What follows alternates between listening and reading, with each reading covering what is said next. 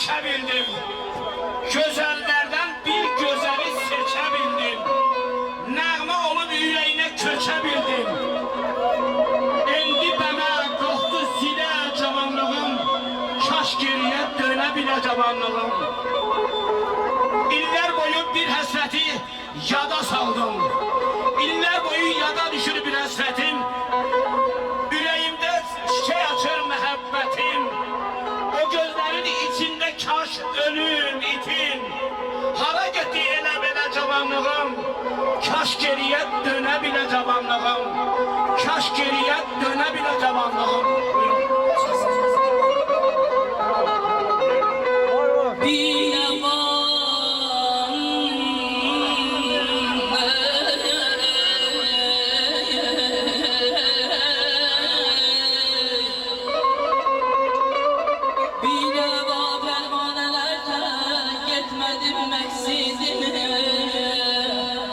İşki sevdasıyla yandı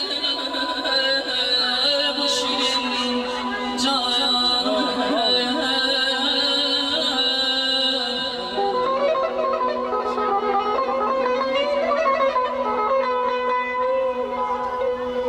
Nazeliye seyri bakışı çok beller görmüşüm. Nazeliye'nin ahı bakışı çok heriler görmüşüm. Sevmedim öz sevgilimden başka bir ceylan ben ağlarım ay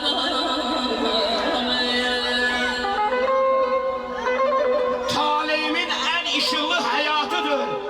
Yüreğime yağan sevgi bayatıdır. Cavanlığın hayatımın kıratıdır. Hara gitti bile bile cavanlığım. Kaş geriye döne bile cavanlığım. Kaş geriye döne bile cavanlığım. Şair deme cavanlıkta yolu alsın. Ömür boyu mühabbetten şiir yazdım. 100 yıl ömür sürseydin kocalmazdın. Gitti bir de gelmez ana cavanlığın. Kaş geriye döne bile cavanlığın. Kaş geriye döne bile cavanlığın. Buyurun efendim. Bülbülün arasına ben bir gülüzü dilberi. Ay bülbül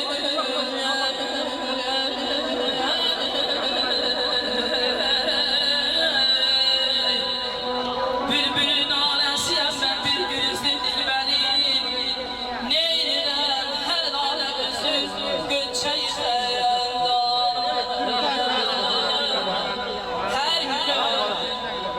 Her günün bir var, her gün çeliş bir neşesi.